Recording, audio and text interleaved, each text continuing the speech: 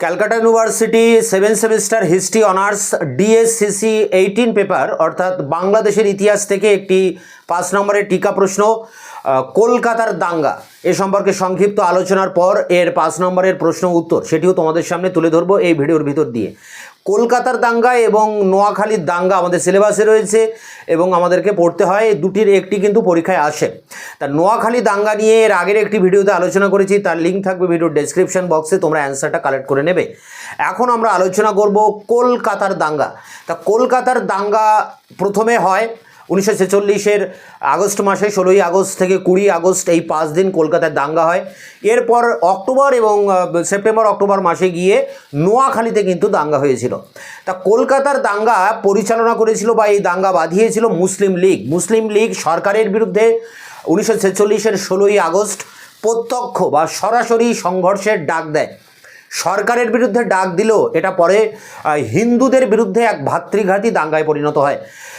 এই দিনটাকে ভারতের ইতিহাসে একটা কলঙ্কময় দিন হিসাবে তুলে ধরা হয় বা এটাকে বর্ণনা করা হয়।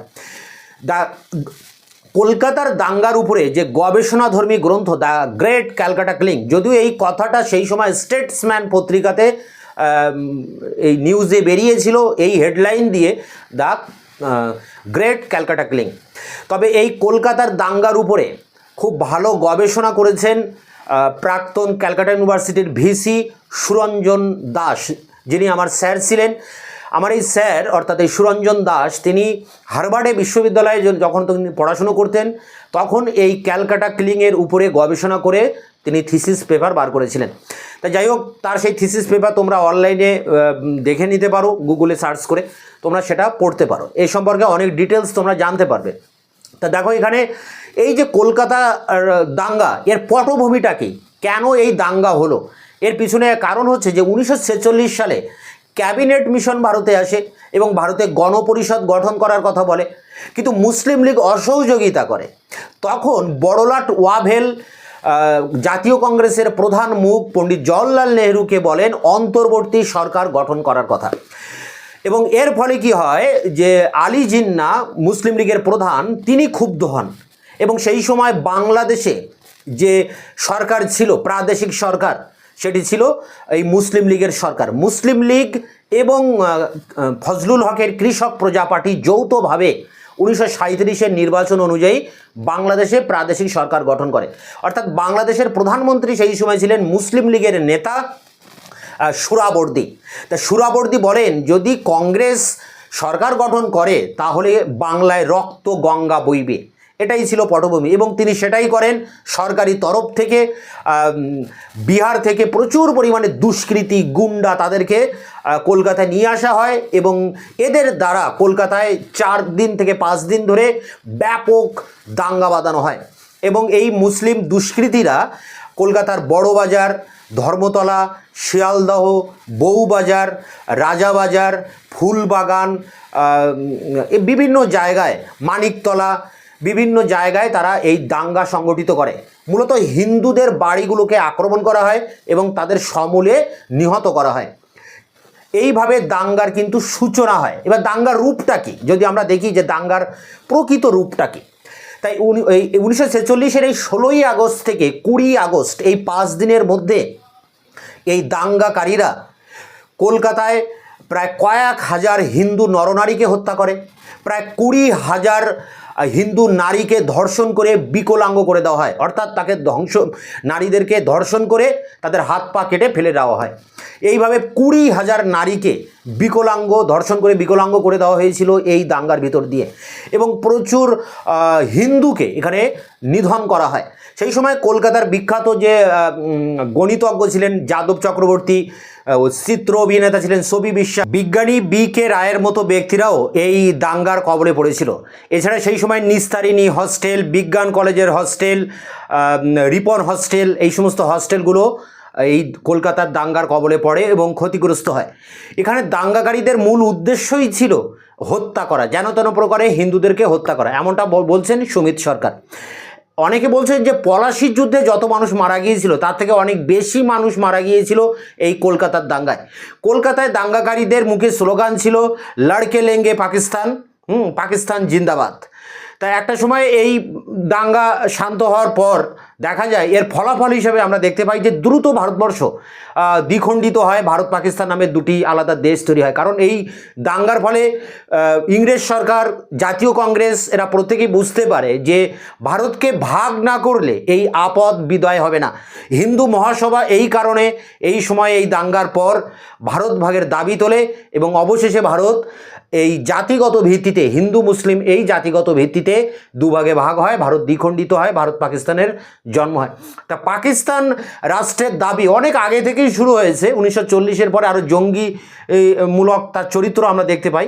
আর 1946-এ এই ডিরেক্ট অ্যাকশন বা প্রত্যক্ষ সংঘর্ষের মধ্য দিয়ে তার একেবারে চরম বহিঃপ্রকাশ আমরা দেখতে পাই এবং এই ঘটনার পর ভারত ভাগ কিন্তু ত্বরান্বিত হয় পাকিস্তান রাষ্ট্রের সৃষ্টির পিছনে। তাই এই কলকাতার দাঙ্গা, নোয়াখালী দাঙ্গা এবং পাটনাতে যে দাঙ্গা হয় এর একটা বড় ভূমিকা ছিল। এই সম্পর্কে যে 5 নম্বর বা 10 নম্বরের প্রপার অ্যান্সার সেটি অন স্ক্রিনে তুলে ধরছি, সেই জায়গা থেকে তোমরা খাতায় নোট ডাউন করবে। কলকাতার সাম্প্রদায়িক দাঙ্গার বিভৎস রূপ সম্পর্কে টিকা লেখো, 5 নম্বরের ডিএসসিসি 18 পেপারে। মুসলিম লীগ 1946 খ্রিস্টাব্দের 16ই আগস্ট দিনটিকে সরকারের বিরুদ্ধে প্রত্যক্ষ সংগ্রাম দিবস বা ডিরেক্ট অ্যাকশন ডে হিসাবে পালন করার জন্য মুসলিম সমাজকে আহ্বান জানায়। কিন্তু সরকারের বিরুদ্ধে ডাকা হলেও কার্যত তা হিন্দুদের বিরুদ্ধে এক ভাতৃঘাতী দাঙ্গায় পরিণত হয়। এই দিনটিকেই ভারত ইতিহাসের একটি কলঙ্কময় দিন বলা হয়। প্যারা করে ক্যাবিনেট মিশন 1946-এর প্রস্তাব রাখে যে ভারতে একটি গণপরিষদ গঠন করা হবে। মুসলিম লীগের অসহযোগিতায় বড়লাট ওয়াভেল নেহেরুকে সরকার গড়ার ডাক দিলে জিন্নার নেতৃত্বে মুসলিম লীগ ক্ষুব্ধ হয়। বাংলা সরকারের মুসলিম লীগের প্রধান নেতা সুরাবর্দী হুমকি দিয়ে বলেন, কংগ্রেস সরকার গড়লে বাংলায় রক্ত গঙ্গা বইবে। প্যারা করে দেখো, মুসলিম লীগ 16ই আগস্ট থেকে একটানা 4 দিন ধরে কলকাতায় দাঙ্গা হাঙ্গামা চালায়। বিহার থেকে তারা প্রচুর দুষ্কৃতীকে কলকাতায় নিয়ে আসে। দাঙ্গাকারীরা স্লোগান দেয়, লেকার रहेंगे পাকিস্তান, লড়কে লেঙ্গে পাকিস্তান। কলকাতার Dharmatala, Maniktala, Ultadanga, Canning Street, Entally, Phoolbagan, Park Street, Harrison Road, Burrabazar, Sealdah, Beleghata, Bowbazar, রাজাবাজারে দাঙ্গার আগুন ছড়িয়ে পড়ে। সাম্প্রদায়িক দাঙ্গায় ক্রমশ হিন্দু, পাঞ্জাবি, শিখরাও জড়িয়ে পড়ে। ঐতিহাসিক সুমিত সরকারের মতে হত্যাই ছিল কলকাতার দাঙ্গার প্রাথমিক উদ্দেশ্য। The murder was the primary objective in the Calcutta right. প্যারা করে দেখো, সাম্প্রদায়িক দাঙ্গার সময় বাংলায় ছিল মুসলিম লীগের সরকার। লড়কে লেঙ্গে পাকিস্তান এই ধ্বনি তুলে লীগ সমর্থকরা নির্বিচারে হিন্দু হত্যায় মেতে ওঠে। 16 থেকে 20 আগস্ট এই 5 দিন ধরে কলকাতার বুকে চলে দাঙ্গা, লুট, ধর্ষণ, অগ্নিসংযোগ, হত্যা। বিখ্যাত গণিতজ্ঞ যাদব চক্রবর্তী, চিত্রাভিনেতা ছবি বিশ্বাস, শিল্পপতি বি.কে. রায়ের মতো হিন্দুদের বাড়ি পর্যন্ত আক্রান্ত হয়। 25 নম্বর বুদ্ধ ওস্তাগি লেনের এক হিন্দু বাড়িতে 37 জন সদস্যের মধ্যে 25 জনকে খুন করা হয়। বিজ্ঞান কলেজের হস্টেল, নিস্তারিণী ছাত্রাবাস, রিপন হোস্টেল ইত্যাদি স্থানও দাঙ্গার কবলে পড়ে।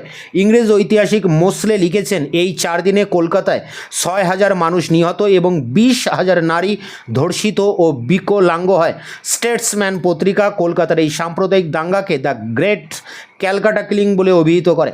প্যারা করে, কলকাতার সাম্প্রদায়িক দাঙ্গার ফলাফল ছিল অত্যন্ত সুদূরপ্রসারী। এই দাঙ্গার পর হিন্দু মুসলমান দুই সম্প্রদায়ের দুই প্রধান দল জাতীয় কংগ্রেস ও মুসলিম লীগের মধ্যে দূরত্ব বাড়ে ও সম্পর্কের অবনতি ঘটে। কলকাতার সাম্প্রদায়িক দাঙ্গা মুসলিম লীগের পাকিস্তান দাবিকে আরও জোরদার করে। এই দাঙ্গার ভয়াবহতায় উদ্বিগ্ন হয়ে হিন্দু মহাসভাও ভারত ভাগের দাবি তোলে। দাঙ্গা চলাকালীন মুসলিমরা স্লোগান দেয়, পাকিস্তান জিন্দাবাদ। গোড়া হিন্দুরা স্লোগান দেয়, পাকিস্তান মুর্দাবাদ। এর ফলে এক চরম বিচ্ছিন্ন সাম্প্রদায়িক পরিবেশ তৈরি হয়। প্যারা করে শেষ প্যারা, কলকাতায় বিভৎস দাঙ্গা ভারতবর্ষের সাম্প্রদায়িক ঐক্যের ইতিহাসে এক কালো অধ্যায়। কলকাতার সর্বত্র সুরাবর্দীর নিষ্ঠুর বাহিনী যেভাবে খুন, ধর্ষণ, লুঠোতরা চালিয়েছিল তেমন ঘটনা এর আগে আর ঘটেনি। দাঙ্গার এই বিভৎসতা প্রসঙ্গে বড়লাট ওয়াভেল লেখেন, পলাশির যুদ্ধের থেকেও কলকাতার দাঙ্গায় প্রাণহানি ছিল অনেক বেশি। তো এই ছিল কলকাতার দাঙ্গার উপরে 5 নম্বরের টিকা প্রশ্নের উত্তর। এটি সংগ্রহ করে পরীক্ষার প্রস্তুতি নাও।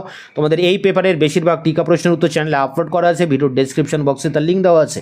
দেখা হচ্ছে অন্য ভিডিওতে।